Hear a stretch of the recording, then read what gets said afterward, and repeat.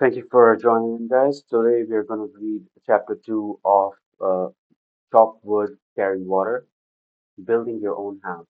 The next day was hot and muggy. John sweated as he drove his axe. Hang on, let me just The next day was hot and muggy. John sweated as he drove his axe through log after log.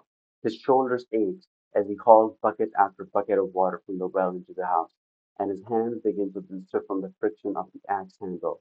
It was frustrating watching men old enough to be in retirement homes chop wood and carry water so effortlessly, but he kept working, remembering Akira's words that shooting will come soon enough. Finally, after the day's work had finished, Akira took John aside. He handed him a cup of cool water and told him a story. He told John in Japan they have a deep love for architecture, and there was once a man named Kota who built some of the finest houses in all of Tokyo. His work became famous due to his dedication to the process, his willingness to beat on his craft, and his relentless devotion to keep learning, even late into his career. Eventually, though, Kota grew tired of building homes for other people, and he was ready to retire. He had been building homes for over 30 years, and he was ready to move on. He wanted to travel and spend lots of time with his grandkids. One day, Kota approached his boss and turned it into his 2 week notice.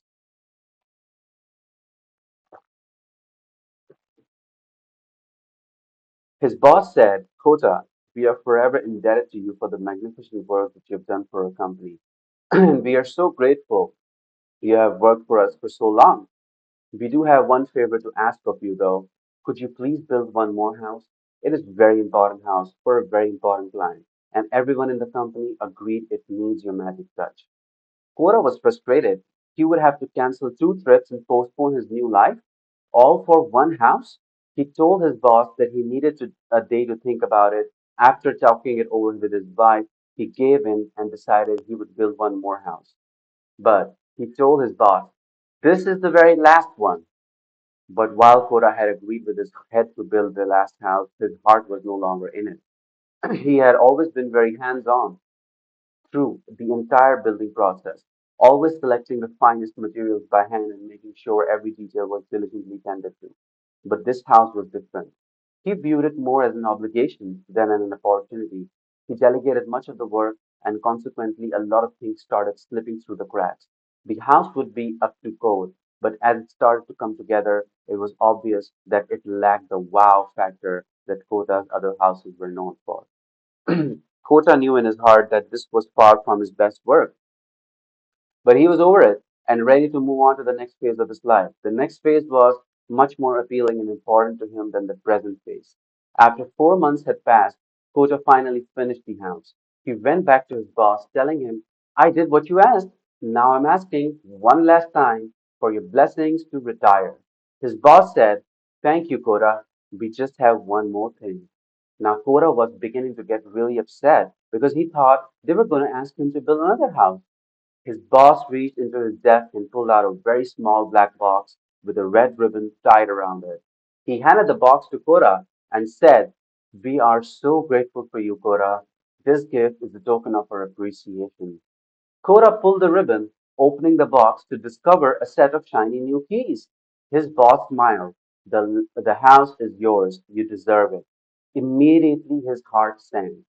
Unbeknownst to Kora, the whole time he had been building his own house. If he had only known he was building his own house, he would have cared so much more.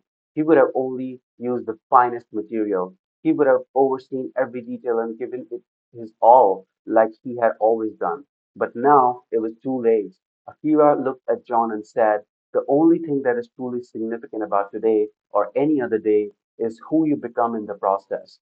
Each of us are building our own house. Sometimes you might think you are building for your school, your family, your company, or your team, but you are always building your own house. I hope you build wisely. The story hits home for John, and he really started to think deeply about his own life. He sat in silent contemplation while wondering if he had been building his own house wisely. Thank you for joining me today, guys. Next reading would be chapter 3.